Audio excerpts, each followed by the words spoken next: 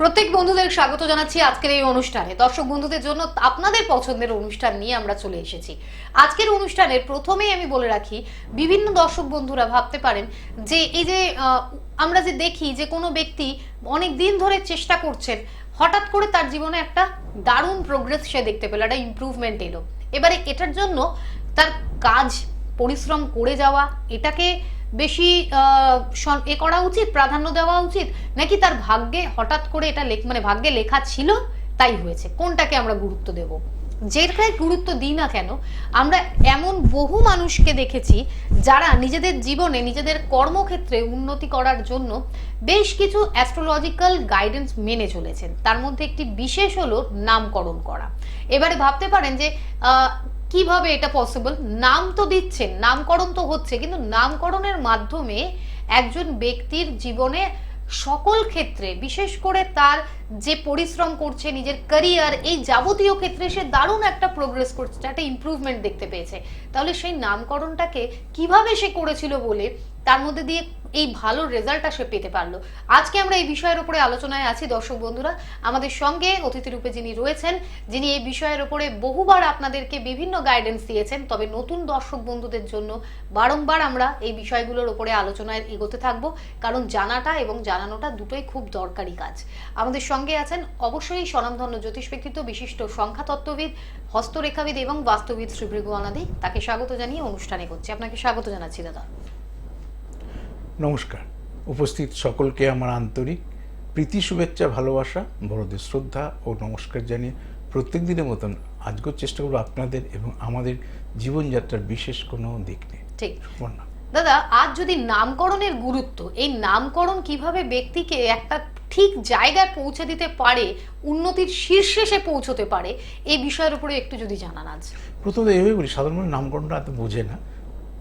আচ্ছা, বাড়ি করার ক্ষেত্রে ভিতের কি গুরুত্ব, এটা যদি আপনাকে প্রথম বলি, আপনি এটা তো বুঝবেন।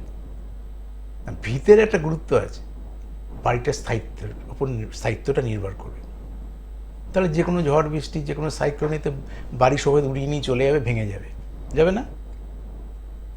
তাহলে এই অ্যাওয়ারনেসটা এখন তৈরি। আগে পুরনো বাড়ি কেনার প্রবণতা ছিল, এখন নতুন বাড়ি করলে একটা প্ল্যানার, ইঞ্জিনিয়ার রাখছে, সে 11 লক্ষ টাকা দিয়ে জমি কিনে বাড়ি করুক, একটা 12 ইঞ্জিনিয়ার প্ল্যানার রাখছে। আগে তো নিজেরা বাড়ি করার একটা প্রবণতা ছিল না? মিস্ত্রির উপর ডিপেন্ড ছিল, করে দেন তো একটা বাড়ি এরকম করে। এখন ইচ্ছা মতন হবে না, এবং আপনার ইচ্ছা মতন করেন না। কেন করেন? বাড়িটা যদি দীর্ঘস্থায়ী হয়, একতলা ভিত করলে 5 তলা বিল্ডিং করবেন তো হবে না, ভেঙে পড়বে। সে নাম ছাড়া পৃথিবীতে কিছুই হয় না। নাম ছাড়া দেশ নেই, রাজ্য নেই, পাড়া নেই, শহর নেই, পঞ্চায়েত নেই, আপনার বাবা নেই, মা নেই, সবই তো, সবটা তো নামের ওপর। তা নামটা যখন আছে তাহলে তার একটা গুরুত্ব আছে, বাড়িটা যখন আছে তার একটা গুরুত্ব আছে। ঠিক, নামটা আছে মানে গুরুত্ব আছে। সেই নামটা তাহলে আমরা ইমোশনে রাখবো না। ইমোশনে যেরকম বাড়িঘর কিনবো না, বহু মানুষ হয়েছে বাড়িঘর বেচে দিয়েছে, বাড়িঘর বেচতে বাধ্য হয়েছে, সর্বশান্ত হয়ে গেছে বাড়ি কেনার পর, আত্মীয় বিয়োগ হয়েছে, বাড়ির ফ্যামিলিগুলো মারা গেছে, চাকরি বাকরি চলে গেছে, নতুন প্রজেক্ট করা, নতুন কিছু সবার শ্যুট করাটা। জানেন, তুমি আগে বাবা মারা বলতেন নতুন জামায় জল ছিটিয়ে পড়ে যদি পড়তে হয়, জন্মবারে নতুন জামা পরা, এরকম অনেক কিছু ছিল সুবর্ণ। এখন মানুষ মানে না, তাই নতুন জামা, জন্মবারে নতুন জামা পরবি না। দেখবেন এই নিয়ে আমার রিলসও বহু প্রোগ্রাম দিই আপনাকে। ঠিক সেরকমভাবে নতুন গৃহ বাড়ি সবার শ্যুট করে না। অনেকে সারা জীবন কষ্ট করে অর্থ জমিয়েছে, সত্যি বাড়িটা হয়ে এবার যখন গৃহপ্রবেশ হয় তার আগে সেই বাড়ির মালিক মারা গেল। যেদিন বাড়িটা করে ঢুকলেন তারপর থেকে রোগে রোগে রোগে রোগে সর্বশান্ত হয়ে যাচ্ছে। তাহলে বাড়িটার দিকে গুরুত্ব দেবেন না? সে নামকরণ যদি ইমোশনে করেন, ভালো লেগে ভালোবেসে করেন, তাহলে আমাদের সন্তানদের ভবিষ্যৎ নষ্ট হবে। কারণ একরকম রাশি অনুসারে তার ভাগ্য একরকম, নামের তো একটা প্রভাব আছে। নাম তো তার আইডেন্টিফিকেশান। এ বাবার নাম অমুক, আমার নাম অমুক, আমি ওই জন্য নামের স্পেলিং নিই, আমার মায়ের নাম অমুক, এগুলো ফিক্সড। তারপর তো হরস্কোপ দেখলে, হরস্কোপে কুম্ভ রাশি, আপনি রেখেছেন মেষ রাশি অনুসারে নাম। আপনার লগ্নটা হচ্ছে বৃষ লগ্ন, আপনি টাইমিংটা বা ওই দিকে সেট করেছেন, আপনি হচ্ছে মীন লগ্নের ওপর, কেরিয়ারটা এলোমেলো হবে। কী করে হয় এটা বোঝাই। ধরুন অনেক ছেলে মেয়ে আছে, আমি ছোটোবেলায় পড়াশোনা খুব ভালো ছিল, মাধ্যমিকের পরে ভাবছি আমার ছেলে দারুণ জায়গায় যাবে, সত্যি ভালো কথা। ছোটোবেলা থেকে ফার্স্ট সেকেন্ড থার্ড হতো, মাধ্যমিকের পর উচ্চ মাধ্যমিক পর দেখুন খুঁজে পাওয়া যায়নি তাদের। জানবেন অ্যাজ পার রাশি লগ্ন অনুসারে তার নামকরণটা হয়নি, তার ছক একরকম বলছে, তার আউটপুট একরকম পাচ্ছে। আবার ছোটোবেলায় ভেবেইছে না এই ছেলে মানুষ হবে না। আমরা অনেক সময় ভাবি না, আমরা তাদের আইডিয়াল ব্যক্তিত্ব বলি না তো, ওর দিকে যাস না, ওর দিকে ইয়ে করিস না, ও বাজে ছেলে। যারা পড়াশোনা করে তাদেরকে ছোটোবেলায় সেটাই ভাবি, আর যারা পড়াশোনা করে তারা আইডিয়াল ব্যক্তিত্ব, খুব ভালো কথা। বহু আইডিয়াল ব্যক্তিত্ব ভবিষ্যতে হারিয়ে গেছে। আর বহু যারা ভেবেছিলেন, নেগলেক্ট করেছেন, যারা জীবনে কিছু করতে পারবে না, তাদের আত্মপ্রকাশ পরে ঘটেছে। তারা মা বাবা বউকে নিয়ে সুখে শান্তিতে রয়েছে। তাহলে বক্তব্য এই যে চেঞ্জগুলো হয়, এই চেঞ্জগুলো হয় as per date of birth অনুসারে তার নামকরণটা ঠিক নেই। তা আপনি তো চাইবেন আপনার ধারাবাহিকতাটা, অর্থাৎ আপনার যা নিয়ে জন্মেছেন তার আউটপুটটা যেন সেম পাই। ভগবান তো সৃষ্টি করেছে, এই সৃষ্টি যখন আমাকে করেছে, এই জন্ম আর মৃত্যুর মাঝের অংশে জ্যোতিষের ভূমিকা। তাহলে অ্যাজ পার ছক যেভাবে ডেট অফ বার্থ অনুসারে আমার জন্ম হয়েছে, সেই ছক অনুসারে তার নামকরণটা কি। আপনি স্কুলে ভর্তি করছেন না কেন করছেন? নাই তো পড়াতে পারেন। যদি ভাগ্যে থাকে এমনি পড়াশোনা হবে। আপনি জানেন ভাগ্যে থাকলে পড়াশোনা হবে না, পড়াশোনা আগে অংশগ্রহণ করাতে হবে, আমাকে বই খাতা দিতে হবে, তারপরেও যদি চেষ্টা করে তারপরে হবে। সে টাকা মতো টাকা আপনার ঘরে আছে, টাকা তো আর হাত পা নেই, খাটালে বাড়বে। টাকা তো ইনঅ্যাক্টিভ, আর মানুষ অ্যাক্টিভ করে। ঠিক সেরকম ভাগ্যটাকে তো আপনাকে অ্যাক্টিভ করতে হবে। সেটা যদি আপনি ইনঅ্যাক্টিভ পর্যায়ে রাখেন, জন্মিয়েছেন নামকরণ করলেন না, জন্মিয়েছেন স্কুলে ভর্তি করলেন না, বাড়ি কিনেছে বাড়িটা তৈরি করলেন না ঠিকঠাক মতন করে, তাহলে যেরকমভাবে দুর্ঘটনা ঘটে সেভাবে সমস্তটাই দুর্ঘটনা ঘটবে আমাদের জীবনে। সুপর্ণা, আমাদের দর্শক বন্ধুরা আশা করছি নামকরণের এই গুরুত্বটাকে আরো গভীরভাবে ভাববেন, এবং আশা করছি যে যারা সিরিয়াস দর্শক তারা এটার উপরে গুরুত্ব দেবেন। নামকরণের প্রায়োরিটিতে যেমন দাদা এখানে বোঝালেন, আমি অনেক এমন মানুষদের দেখেছি যারা নিজেদের সাইনটা যখন করছেন আগে একভাবে লিখতেন, এখন অন্যভাবে লেখেন। ঠিক তারা হয়তো বোঝেন বা কারুর গাইডেন্স নিয়েছেন যে এভাবে লিখলেই তার কাজের জায়গায়, তার জীবনে কোথাও একটা পজিটিভ আউটপুট সে দেখতে পাবে। তাহলে তুমি এই কথাটা বললেই খুব প্রসঙ্গে বলি তোমাকে। তুমি যে কথাটা বলেছো ঠিকঠাকই বলেছো, কিন্তু মানুষ বুঝতে পারবে না কোথায়। এই যে সিগনেচার, বোম্বে টোম্বে যখন বসতাম সাংঘাতিক সিগনেচার ভিজিট 25,000, শুনলে অজ্ঞান হয়ে যাবে। যখন 2002 সালে তখন নিতাম 25,000 টাকা, বাইরের চলটা বেশি। আচ্ছা ধরো নামকরণটাই হলো না, নামকরণটা ঠিকঠাক হলো না, তুমি কি সিগনেচার করবে আমাকে বোঝাও। তাহলে ভুলের উপর ভুলই হবে। তুমি বাড়িটা একতলা ভিত আছে, দোতলা ভিত আছে, তেতলা ভিত আছে, কোনোটাই তুমি জানো না, তারপর যা সিদ্ধান্ত নেবে সেটাই ভুল হবে। ঠিক কথা। তাই সিগনেচার তো নাম না হলে সিগনেচার আসবে কোত্থেকে? ওই জন্য আমি সবসময় বোঝাতে চাই, যাদের সে অ্যাওয়ারনেস আছে, আমার যারা মানে দর্শক তারা ঠিক জানে যে ভৃগুদা মানে জন্ম হবে, নামকরণ করা, 3 বছর বয়সে সিগনেচার খায় না গায়ে মাকে মানুষ জানে না। যেরকম আমি শিখিয়েছি, মানুষ অনেকে প্রশ্ন করতে, কিন্তু সিগনেচারে কী বোঝে বাচ্চা? আপনি অকার কি বুঝতেন আগে? এখন বুঝেন, আগে বুঝতেন? ছোটবেলায় মা খাতা পেন্সিল দিয়ে এরকম করে ঘষাতো, আপনাকেও করেছে আমাকেও করেছে। তখন যদি মা না শেখাতো, বাবা না শেখাতো, আমরা আজ লিখতে পারতাম। লেখার কত প্যাটার্ন চেঞ্জ হয়েছে। তো ওই শুরুটাই যদি জীবনে না করতেন আজকে হতো না। তাই বাচ্চার বোঝার দরকার নেই, নামটা প্রথম ঠিক করা, 3 বছর বয়সে সিগনেচার, 5 বছর বয়স থেকে এবার তার পূর্ণাঙ্গ বিচার। তো এই যে স্টেপগুলো, সেইগুলোকে সচেতন হলে আমাদের সন্তানের সফলতা। সুপর্ণা, দর্শকরা তাই জন্য একটু আপনাদের বলে দিই কিভাবে যোগাযোগ করবেন। আপনারা যারা যোগাযোগ করবেন, যদি অনলাইন গাইডলাইন নিতে চান, তাহলে 9830143766 নম্বরে যোগাযোগ করে সেটা জানালে আপনারা পাবেন। যেটা জানতে সেটা হলো একটা হোয়াটসঅ্যাপ নাম্বার, যে নাম্বারটা জানবেন তাতে পাঠাবেন নিজের নাম, আপনার কি জানার আছে সেই জিজ্ঞাসাটা, সঙ্গে পাঠিয়ে দেবেন নিজের জন্ম তারিখ, সাল, সময়, পুরো বার্থ ডিটেল। তার সাথে পাঠাবেন নিজের 2টি হাতের ছবি, গার্জিয়ানের নামের প্রথম অক্ষর, আর যে পারিশ্রমিক সেটা পাঠিয়ে দেওয়ার 48 ঘন্টার ভিতরে আপনারা নিজেদের জিজ্ঞাসার যেটা রিপ্লাই তা পাবেন। এবার চলে আসে যদি চেম্বারে যোগাযোগ করতে চান। চেম্বারের জন্য প্রত্যেক বুধবার পেয়ে যাবেন রাসবিহারী এভিনিউ, প্রত্যেক বৃহস্পতিবার, শুক্রবার, শনিবার এবং রবিবারে খড়দায়, আর থাকছেন প্রত্যেক শুক্রবারে শিয়ালদা চেম্বার। এই চেম্বারগুলোতে যাওয়ার আগেও কিন্তু আগে বুকিংটা করিয়ে নিয়ে তারপর চেম্বারে যাওয়া। তো এগোবো আবারও আলোচনার দিকে। নামকরণের গুরুত্বটা যেমন একটি ইম্পর্টেন্ট প্রসঙ্গ, একটি ইম্পর্টেন্ট টপিক, ঠিক আরও একটি গুরুত্বপূর্ণ বিষয় নিয়ে আপনাদের জানাটা দরকার। সেটি হলো যে কোন কোন রাশির এবার বিবাহ যোগ পড়ছে, এই যে নতুন বছর শুরু হয়েছে সেই বিষয়ে একটু তাদের থেকে জেনে নেব। প্রথমত এভাবে বলি, প্রত্যেকটা রাশির ভারত পৃথিবীতে কোটি কোটি লোক আছে এবং বিভিন্ন মানুষ বিভিন্ন কাজের সঙ্গে যুক্ত। সবাই বিবাহ করবে না, প্রচুর মানুষের বিয়ে হয়েছে, প্রচুর মানুষ আছে তাদের ছোট রয়েছে। তাই বিবাহ যোগ্য যারা পুরুষ আর নারীরা রয়েছে তাদের যদি ছক অনুসারে তাদের রাশিটা তৈরি করা হয়ে থাকে, বা ছকে একটা রাশি থাকে, সে 12টা রাশির মধ্যে মেষ হতে পারে, মিন হতে পারে, তুলা হতে পারে, কিন্তু আন্দাজে আপনি রাশি শুনেছিলাম, জেনেছিলাম, মা বলতো সূর্য উঠছিল তোর এই রাশি হতে পারে, এ ভার্বেলি হবে না, একদম date of birth, place of birth, time of birth, hospital হচ্ছে, নার্সিংহোমে হচ্ছে, বাড়িতে হয়েছে। যেমন অনলাইনে যখন প্রোগ্রামে ফোন আসে তখন এই প্রশ্নগুলো করি পারফেকশনে পৌঁছানোর জন্য। কেউ বলে গরুর গাড়িতে জন্ম, কেউ বলে রাত 8টার সময় দাইমা রিলিজ করেছে বাড়িতে জন্ম। এগুলোতে টাইমের পারফেকশন কতটা পৌঁছতে পারে শুনি ঠিকই, তো মানুষ ওরকমই, মানুষ তো বোঝে না, কিন্তু আমার তো নৈতিক দায়িত্ব রয়েছে। যতটা পারফেকশন আপনি জিনিসগুলো দিতে পারবেন ততটা আমি কম্পিউটার ঠিকঠাক করবো, তাহলে তার ঠিক টাইমিংটা ঠিক। এখন তো ঘন্টা মিনিট সেকেন্ডের ক্যালকুলেশন এসে গেছে, কিন্তু ওভারঅল দিলে মুশকিল, ওভারঅলই হবে। সেইখানেই প্রশ্নগুলো করি। যাদের সত্যি করে date of birth, place of birth, time of birth অনুসারে রাশিটা আছে তাদের বিবাহ যোগ পড়ছে। শুধু দেখতে হবে ছক বিচার করে, বিবাহ যোগ পড়ছে আর বিবাহ ঘর করা এক জিনিস না, দুটো আলাদা জিনিস। বিবাহ হওয়া, বিবাহিত জীবন এক নয়।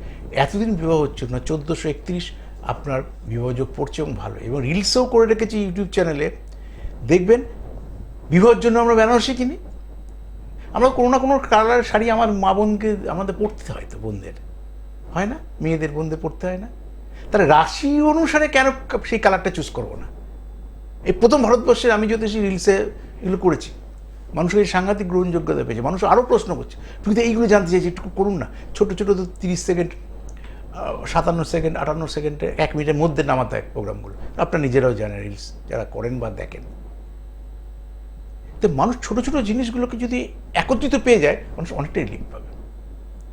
ঠিক সেরকমভাবে যদি আপনার জন্মকালীন রাশি মিথুন রাশি হয়ে থাকে, যে এই লাস্ট ইয়ারটায় বিয়ের যোগাযোগগুলো হচ্ছিল কিন্তু বিয়ে বাস্তবে রূপায়িত হয়নি, এই বছর 1431-এ আপনার সন্তানের বিবাহ হবে। শুধু পুরুষ মানুষের বিয়ে হলে তার কালারটা কি, পোশাকের, সেও তো একটা কালার পোশাক পরবে। আর যে সমস্ত আমাদের বোনদের বিবাহ হবে তাদের শাড়ির কালারটা কী হবে, বাপের বাড়িতে কী কালার পরবে, অর্থাৎ ছেলে বিয়ে করতে এসে কী কালার পরে আসবে, আর মেয়ে বিয়ে করবে কী কালার পরে।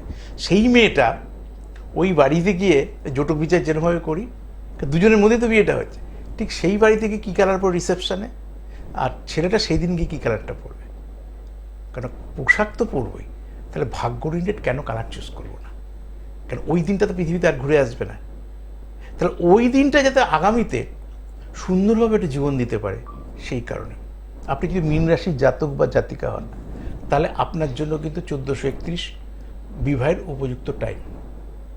যদি আপনি কন্যা রাশির জাতক বা জাতিকা হন, আপনার কিন্তু 1431-এ বিবাহের সম্ভাবনা কিন্তু বেশি।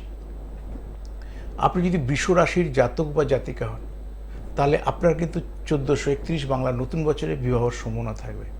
তো এরকম বহু মানুষের রয়েছে, শুধু একটু সতর্কতা অবলম্বন করে আপনার নামের স্পেলিং কি, তার নামের স্পেলিংটা কি। শত্রু নামের স্পেলিং হলে নেবেন না, মিত্র নামের স্পেলিং নিয়ে যাবেন।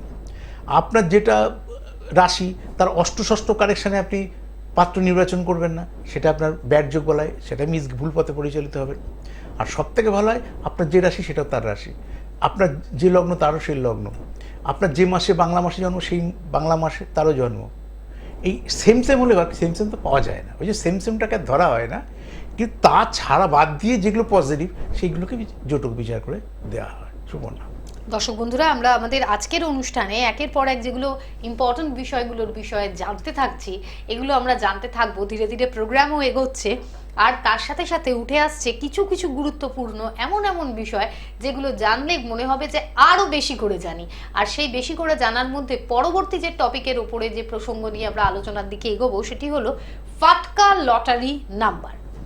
এই ফাটকা লটারি নাম্বার নিয়ে লোকের একটু জানাটা প্রয়োজন, দর্শক বন্ধুদের একটু জেনে নেওয়াটা প্রয়োজন। তার কারণ আপনি বিশ্বাসের জায়গা থেকে ভাগ্যের নাম নিয়ে যখন টাকাটা ইনভেস্ট করবেন, যাতে সেখানে আপনার পজিটিভ আসতে পারে তার আগে আপনার ফাটকা নাম্বারটা জানা উচিত। এবারে যদি কপালে লেখা আছে, ভাগ্যে লেখা আছে, তাহলে তো হবেই, কিন্তু তার আগেও জানাটা দরকার।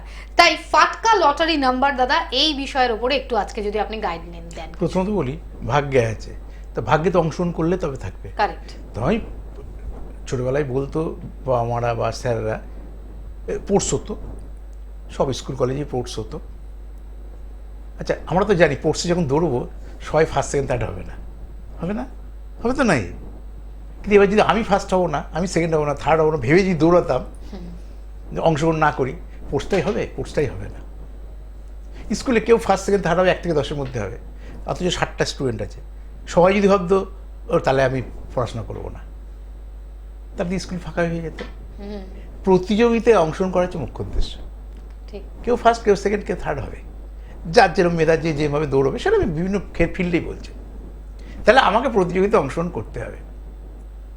তা ভাগ্যে আছে কিনা এটা প্রথম দেখে নেওয়া। যদি থাকে ফরমেশনটাকে, এই ফরমেশন দ্যাট ইজ ফাটকা লাকি নাম্বার। এমনি এমনি হবে না, ভাগ্যে থাকলে টিকিট উড়ে আসবে না, আপনাকে কাটলে তবে আপনার হতে পারে। তা যখন কাটবই, অংশগ্রহণ যখন করব, তাহলে কেন জেনে করব না? ছোটোবেলায় আমাদের অঙ্কের প্রতিযোগিতা হয়, অঙ্ক দৌড় হতো না ছোটোবেলায়? অনেকগুলো ইভেন্টের মধ্যে অঙ্ক দৌড় একটা ছিল। এই যোগ করে কি বিয়োগ করে যা দিতে, যে সময়ের অঙ্ক ছোটোবেলায়, ওইটা যোগও করতে হবে, সবার আগে গিয়ে পৌঁছতে হবে। সেই যোগফল যদি ঠিক হয় ফার্স্ট, তখন সবার আগে গিয়ে পৌঁছি, যোগ ভুল হয়েছে, ফেল করে গেলাম, মানে ওটা আমি বাদ হয়ে গেলাম। তাহলে আমাকে রানও ফার্স্ট, অঙ্কটাকে সঠিকভাবে করে নিয়ে গিয়ে সবার আগে যেতে হবে। তো প্রত্যেকটা অঙ্ক দৌড় বলা হতো। ঠিক সেরকমভাবে আমাকে ফাটকা লাকি নাম্বারটাকে আমি ঠিক না করি, লটের টিকিটটা না কাটি, তাহলে আমি প্রাইজটা পাবো কোথা থেকে? এবার ফাটকা লাকি নাম্বার যারা লটারির টিকিট কাটেন তাদের জন্য যেমন প্রযোজ্য, সাধারণ মানুষের জন্য প্রযোজ্য, সেটা সংক্ষেপে একটু ভাগ করো, টাইম আজ কম। প্রথমত ফাটকা লাকি নাম্বার হচ্ছে অ্যাজ পার রাশি লগ্ন অনুসারে আপনার বাবার নামের প্রথম অক্ষর, মায়ের নামের প্রথম অক্ষর, কত নম্বর সন্তান, ওই গ্রহের বল দেখে সেটা হাতে বা ছকে কোথায় আছে সেই অনুসারে তৈরি করা হয়। এবার ফাটকা লাকি নাম্বার যখন হলো, তাহলে তার ডেটগুলো হবে, ধরুন আপনার 8, তা 8 হলে আপনার 8, আপনার 17, আপনার হচ্ছে 26 তারিখ আপনার জন্য ভালো। যখন 8 তারিখ হয়ে গেল, তার ওই মাসে কোন দিনটা আমার জন্য পজিটিভ পাবো? তা 8 যদি আমার জন্মকালীন ভালো থাকে, তার মিত্র ডেটগুলোকে কাউন্ট করবো। শত্রু মিত্র নিয়ে বহু প্রোগ্রাম করা আছে, জেনে নেবেন। কিন্তু শত্রু ডেটে যাবো না, সবার মিত্রতে যাবো। তাহলে আপনি লটারি টিকিট নাই কাটতে পারেন, কিন্তু আপনি কোনো ডেটে সন্তানকে স্কুলে ভর্তি করবেন, কোনো ডেটে মেয়ের বিয়ের জন্য যাবেন, কোনো ডেটে মেয়ের সোনা কিনতে যাবেন, কোনো ডেটে গৃহ নির্মাণ করবেন, কোন ডেটে বিদেশ যাত্রার জন্য অ্যাপ্লাই করবেন। তাহলে আপনি একটা ফাটকা লাকি নাম্বার না জানলে ফাটকা ডেটটা ঠিক করুন কী করে? তারিখের মধ্যে দিয়ে সবটা রয়েছে। ঠিক সেরকমভাবেই আপনাকে ফাটকা লাকি নাম্বার জানলে এবার লাকি নাম্বারের আপনার রাশি, যে নক্ষত্রটাকে, নক্ষত্র অনুসারে ডেট, আপনার যে জন্ম নক্ষত্র অর্থাৎ রাশির নক্ষত্র, লগ্নের নক্ষত্র না, রাশির যে নক্ষত্র, সেই নক্ষত্র ডেট অনুসারে আপনি যে কোনো কাজ করুন, যেমন সাকসেস আসবে। কিন্তু সেই নক্ষত্রের বাদ দিয়ে ওর কোনো শত্রু নক্ষত্রের দিন, প্রত্যেকটা দিনই তো নক্ষত্রগুলো ঘুরছে, 27টা নক্ষত্র, 30 দিন, প্রত্যেক নক্ষত্রে কোনো না কোনো দিন ঘুরছে। যেটা আপনার খারাপ নক্ষত্র, দ্যাট ইজ বদ নক্ষত্র, সেদিন আপনার খারাপ হবে। সেদিন যদি কোনো চাকরি পান, চাকরি চলে যাবে। সেদিন যদি কোথাও ইনভেস্টমেন্ট করেন, সেই ইনভেস্টমেন্ট লস হয়ে যাবে। সেদিন যদি শেয়ারে টাকা লাগান, সেই সাময়িক লাভ করেন, পরে লুজার হয়ে যাবেন। তাহলে আপনি ফাটকা লাকি নাম্বারটা সব ক্ষেত্রে প্রযোজ্য। আর লটারির টিকিট তো নাম্বার দিয়েই হয়, তা ফাটকা লাকি নাম্বারটা ব্যাক সাইডে বসাতে হয়, তার মিত্র ডান দিকে নিতে হয়, তার যোগফল মিত্র নিতে হয়। ফাটকা লাকি নাম্বার কিছু বোঝেন না, 8, তাহলে মিডিলে 08 নেবেন। 80 বই হয় না, 08 দ্যাট ইজ 8, আর 80 বই হচ্ছে 80 মিডিল। এরকমভাবে সঠিকভাবে জেনে আপনি গাইডেন্স ফলো করুন, আশা করি ভাগ্যে থাকলে আপনার হবে। এবং তার জন্যই দর্শকদেরকে আবারও একটু বলে রাখবো, যারা যারা প্রোগ্রামগুলো দেখছেন তারা কবে কোথায় কিভাবে কন্ট্যাক্ট করতে পারবেন। আপনারা যারা 9830143766 নাম্বারের মাধ্যমে অনলাইন গাইডলাইনও নিতে পারছেন। কিভাবে? আপনারা কল করে যদি যখন বলবেন, তখন আপনাদেরকে দেওয়া হবে একটি হোয়াটসঅ্যাপ নাম্বার, যেখানে আপনি আপনার নাম, আপনি কি জানতে চাইছেন, আপনার সেই জিজ্ঞাসার সাথে সাথে আপনার জন্ম তারিখ, সাল সময়ের পুরো বার্থ ডেটাটা দিতে হবে, ডিটেলটা। পাঠাতে হবে আপনার 2 হাতের ছবি আর আপনার গার্জিয়ানের নামের প্রথম অক্ষর। এর পাশাপাশি যে পারিশ্রমিক বা ফিস যেটা আছে সেটা পাঠিয়ে দেওয়ার 48 ঘন্টার ভিতর আপনারা নিজেদের জিজ্ঞাসার যেটা উত্তর সেটা জানতে পারবেন। আবার যদি অনলাইন গাইডলাইন যারা নিলেন, যদি মনে করেন যে কেউ চেম্বারের জন্য যোগাযোগ করবেন, যারা চেম্বারের জন্য যোগাযোগ করবেন দর্শক বন্ধুরা, তাদের বলে রাখি প্রত্যেক সপ্তাহের বুধবার রাসবিহারী এভিনিউ, প্রত্যেক বৃহস্পতিবার, শনিবার, রবিবার খড়দায়, আর সপ্তাহের প্রত্যেক শুক্রবারে আপনারা যোগাযোগের সুযোগ পেয়ে যাবেন শিয়ালদায় চেম্বারে। আগে বুকিং, তারপর কিন্তু যাওয়া। সময়ের সাথে সাথে তাল মিলিয়ে চলার কথা, এই কথাটার সাথে আমরা প্রত্যেকে পরিচিত। বর্তমান পরিস্থিতি এখন যেমন, সেটা আপনারা পারিবারিক সামাজিক পরিস্থিতির কথা দেখুন, অথবা এই এত তীব্র গরম, তারপরে হঠাৎ যখন বৃষ্টি হচ্ছে, শিলাবৃষ্টি, জল ভরে যাচ্ছে, বরফ গলছে, এই খবরগুলো আমরা ইন্টারনেটের মাধ্যমে অথবা টেলিভিশনের মাধ্যমে আমরা এগুলো দেখছি, জানছি। কিন্তু আমরা কি এখান থেকে আদপে যেটা জানার, বোঝার, শেখার সেটা কি শিখছি? আমরা কি নিজেরা সজাগ, সচেতন হচ্ছে? অথচ আমরা সগর্বে বলি আমরা সচেতন, আমরা শিক্ষিত, আমরা বুদ্ধিমান মানুষ। কিন্তু বাস্তবে আমরা কতজন মানুষ আছেন যারা এগুলোকে, এই ঘটনাগুলো যা যা দেখছি শুনছি তার জন্য নিজেদেরকে কিছুটা হলেও আমরা কারেক্ট করতে পারি, বা নিজেদের কাজগুলোকে আমরা একটু কারেক্ট করতে পারি? কজন আছি? হাতে গুনে খুবই কম। কিন্তু তবুও যে কজন আছেন তারা অন্তত যদি সঠিক অর্থে মানে সজাগ দর্শক হয়ে থাকেন, তাহলে সামাজিক পরিস্থিতিকে একা আপনি মানে ঠিক করতে পারবেন না, প্রাকৃতিক সিচুয়েশনকেও আপনি একা নিজে ঠিক করে উঠতে পারবেন না, কিন্তু নিজের জীবনকে নিজে ঠিক করতে পারবেন যদি আপনি সচেষ্ট হন। আর তার জন্যই আমরা এই কথাগুলো প্রোগ্রামে আমরা জানাই, আপনারা জানেন, আমাদের অতিথি বলেন, এবং আপনারা আশা করছি এর মধ্যে থেকেও অনেক দর্শক আছেন যারা প্রোগ্রামগুলো কন্টিনিউ দেখতে দেখতে তাদেরও মনে হয় যে হ্যাঁ ঠিক কথা হচ্ছে, তখন কন্ট্যাক্ট করেন। হাতে প্রোগ্রামের যেটুকু টাইম আর রয়েছে আমরা আর একটু বিষয় জেনে নেব। এই যে দাদা, এখন মানুষের মধ্যে একটা প্রবণতা এসে গেছে, এমনিতেও ছিল, এখন আরো বেশি হয়েছে, যে ও এটা করছে, ওকে দেখে আমাকেও করতে হবে, প্রতিযোগিতার দৌড়ে এগোতেই হবে। কিন্তু কোথাও সে এটা ভেবে নিচ্ছে না যে আদৌ তার জন্য সেই রাস্তাটা কতটা অ্যাপ্রোপ্রিয়েট, গিয়ে একটা টাইমের পরে সব ঘেটে ফেলছে। তাদের জন্য কি মেসেজ দেবেন আজকে? আমি আর কি বলবো, আমি জ্যোতিষ সবসময় ভাগ্যরিণটি বলি, লোকের দিকে চাওয়া পাওয়া যে কোনো ক্ষেত্রে হোক, সবসময় আপনি যখন ভাববেন তো নিজের জীবনের জন্য সময়টা কম পাবেন। ধরুন এই সুপর্ণাকে ভাবছি বা কাউকে ভাবছেন, এ কি সুন্দর, আমি কেন সুন্দর হলাম না? এই সুন্দরটাকে আপনার হাতের মধ্যে ঈশ্বর সৃষ্টি করেছে, আপনাকে যা দিয়েছে তা নিয়ে থাকুন। এটা আমি সৌন্দর্য নিয়ে একটা বোঝালাম, কিন্তু সব ক্ষেত্রে তাই। আমাকে কি দিয়েছে আমি ভাবছি না, যেটা দেয়নি সেটা নিয়ে ভাবছি। অবভিয়াসলি যেটা দেয়নি সেটা নিয়ে তো ভাববো। তার মানে নিজের দিকে তাকাই, কারোর দিকে না তাকে। কারোর দিকে তাকালে পৃথিবীতে সবসময় আপনার থেকে উচ্চশিক্ষিত লোক আছে, শিক্ষার্থী আছে, আপনার থেকে শিক্ষিত কম আছে, আপনার থেকে অর্থের অঙ্কে সবসময় ধনী আপনার উপরে আছে, সবসময় আপনার নিচে কেউ আপনার থেকে আর্থিক সচ্ছলতা কম আছে। তাহলে সারা জীবনেও কারোর দিকে তাকিয়ে থাকলে নিজের উন্নতি কোনোদিন হবে না। নিজের দিকে ফোকাস রাখুন, আমি কি ছিলাম, কি আছি, কোথায় যাব। তাহলে দেখবেন আপনি আয়, উন্নতি সব দিক থেকেই, শারীরিক মানসিক সব দিক থেকে কিন্তু আপনি একটা সচেতন মানুষ এবং আয় উন্নতির শিখরে যাবেন। আমরা যত দিন যাচ্ছে তৃতীয় লোকের দিকে গুরুত্বের দিকে নিজের গুরুত্বগুলোকে হারিয়ে ফেলছি সুপর্ণা। এবং তার জন্যই আশা করব যে কথাটা এখন আমরা শুনলাম, এই কথাটার সাথে আপনারাও নিজেদেরকে যে একটু যদি ভেবে চলেন, একটু যদি বুঝে চলেন, নিজেরও ভালো করে উঠতে পারবো আমরা, এবং আমরা আমাদের কাছের যারা আপনজন যারা তাদেরও ভালো করতে পারবো। কারণ কারুর ভালো করতে গেলে প্রথমে তো নিজের জন্য একটু ভালোটা করতে হবে। আগে যে রাস্তাটা আমি জানবো, আমি তবে তো গিয়ে অন্যজনকে বলবো যে এই রাস্তা দিয়ে গেলেও আপনি আপনার লক্ষ্যে পৌঁছতে পারবেন। তাই জন্য আগে নিজের ভালোটার কথা একটু ভাবা দরকার। পাশাপাশি আপনজন বলুন, পরিচিত বলুন, তাদেরকেও সহযোগিতা করুন। আর প্রোগ্রামগুলো দেখছেন, এই প্রোগ্রামগুলো আপনাদেরকে আপনাদের ভালো থাকার জন্য চেষ্টা করায়। এবং আপনারা যদি মনে করেন যে আপনাদের কেউ চেনা জানা যার এই একজন অভিজ্ঞ অ্যাস্ট্রোলজারের সন্ধান তিনি করছেন, তাহলে তাকে সহযোগিতা করুন নাম্বার এবং ডিটেলগুলো বলে। অনুষ্ঠান আজ এই অবধি। আমাদের অতিথিকে ধন্যবাদ জানাচ্ছি, দর্শক বন্ধুদেরও জানাবো ভালো থাকবেন প্রত্যেকে। নমস্কার।